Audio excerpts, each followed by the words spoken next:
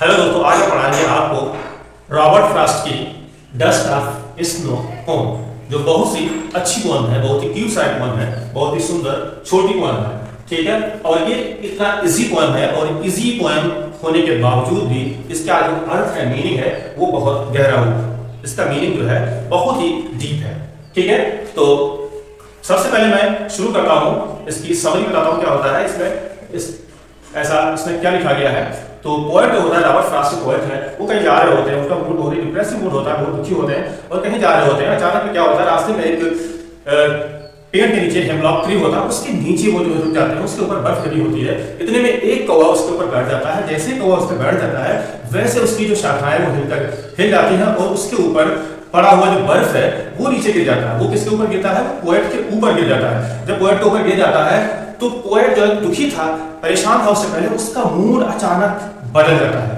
उसका मूड जो है अचानक चेंज हो जाता है, बदल जाता है। वो ये सोचता है, चलो ठीक है, अच्छा हुआ कि जो है मेरा मूड अब सही हो गया, मैं जो बचा हुआ टाइम है, दिन है, उसको मैं क्रिएटिव कोई अच्छा काम करूंगा, उसमें कुछ मैं क्रिएटिव अच्छा कर सकूंगा, मैं अच्छा काम कर सकूंगा। ठीक है, जबकि समाज में क्या होता है, सोशल में क्या होता है, इन सारी चीजों को जो उसको बताई गई, कौवा और एक ट्री हेमलॉक ट्री है, वो क्या होता है, वो एक बैड लक मान जाता है कि ये सारी चीजें खराब है। ठीक, अगर कौवा कहीं से बोलता हुआ दिखाई पड़ता है या उसको बोलते हैं तो ऐसा लगता है कि हमारा बैड लक है। जो प्रो होता है वो symbol of bad luck society में ऐसा लोग मानते हैं। एक हेमलॉक ट्री होता है, एक हेमलॉक ट्री वो क्या है, एक पॉइजनस ट्री है, धतूरे का पेड़ होता है, ये भी जो है सिंबल ऑफ बैड लक होता है। ठीक है, तो यहाँ पर क्या है, पोएट उन सारे अंधविश्वासों को तोड़ना चाहता है कि जो लोग कहते हैं कौवा है या हेमलॉक ट्री है, ये जो है खराब होता है या ये जो है लक को बिगाड़ने वाला है। पोएट क्या करता है, उन सारे जो लोग ऐसा मानते हैं उन सबके लिए एक संदेश देना चाहता है कि ऐसा कुछ भी नहीं होता है।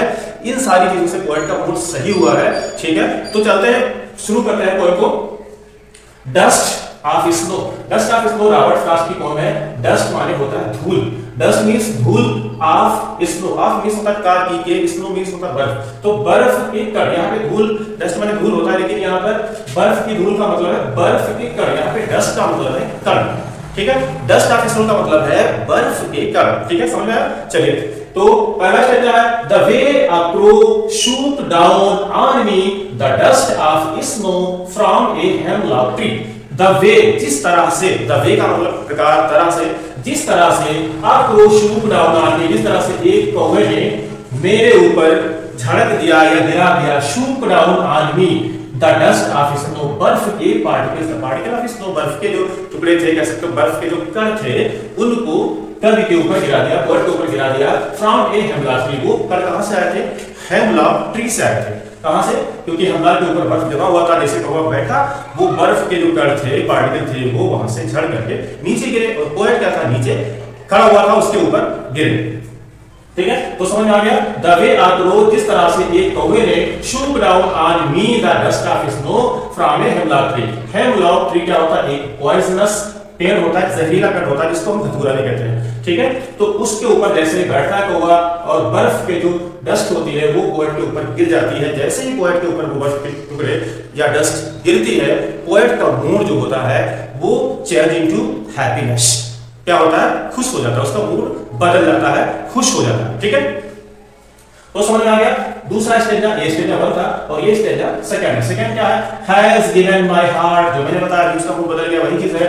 Has given my heart a change of mood, मेरे मन का जो मूड था बदल गया, चेंज हो गया। Has given my heart a change of mood, mood उसका जो है चेंज हो गया, बदल गया। ठीक, वो जो हैपेंड, वो जो इंसिडेंट, छोटी सी जो इंसिडेंट हुई, घटना हुई पोएट के साथ में, वो उस घटना से पोएट का जो मूड था वो चेंज हो गया। ठीक है, लाइफ में बहुत सी छोटी छोटी इंसिडेंट होती रहती है, वो छोटी इंसिडेंट देखने में होती है, लेकिन उनके अंदर एक बहुत बड़ा लॉर्ड सिग्निफिकेंस होता है, बहुत ही बड़ा महत्व होता है। वही चीज यहाँ पर देखने में तो घटना बहुत छोटी सी है, लेकिन उससे क्या हुआ, पोएट का मूड बदल गया। पोएट का जो मूड था, परेशान था, दुखी था, वो चेंज हो गया, बदल गया। और क्या कह रहा? आई सेव्ड, और मुझे और बचा लिया, I saved some parts of a day, जो शेष बचा हुआ दिन था उसको बचा लिया, यानी कि वो दिन बच गया, अब वो कुछ काम कर सकता है। क्योंकि सुबह से तो परेशान था, लेकिन जैसे बर्फ के टुकड़े उसके ऊपर गिरे तो उसका मूड क्या हो गया, ठीक हो गया, अब वो कुछ भी काम कर सकता है। उसका मूड जो है बिल्कुल एक्टिव है,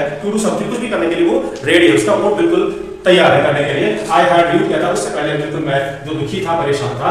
ड्यू का मतलब होता है हैड इन रिग्रेट, पछतावे में रहना, मतलब कोई काम में जो है मन ना लगना, पछतावे में रहना, ठीक है। शुड डाउन आर्मी होता है फेल डाउन, गिरा दिया, उसके ऊपर गिरा दिया, ठीक है। हेमलॉक एक पॉइजनस ट्री होता है, ठीक है। तो पोएम समझ में आ गई होगी। चलो इसकी राइमिंग स्कीम के बारे में बात कर लेते हैं।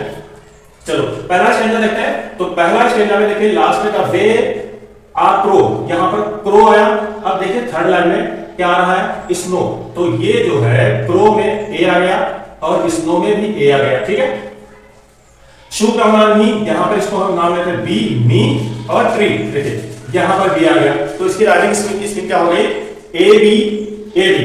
इसी तरीके से इसमें सेम है। अब देखिए हैज गिवन माय हार्ट, तो मान लेते हैं दूसरा स्टेज है। तो ये हमारा ए आ गया हार्ट और पार्ट ए आ गया। मूड बी नाम दे देते हैं, व्यूड बी देते हैं। तो इसकी राइटिंग स्कीम क्या हो गई, राइटिंग स्कीम हो गई ए बी ए बी। तो यहां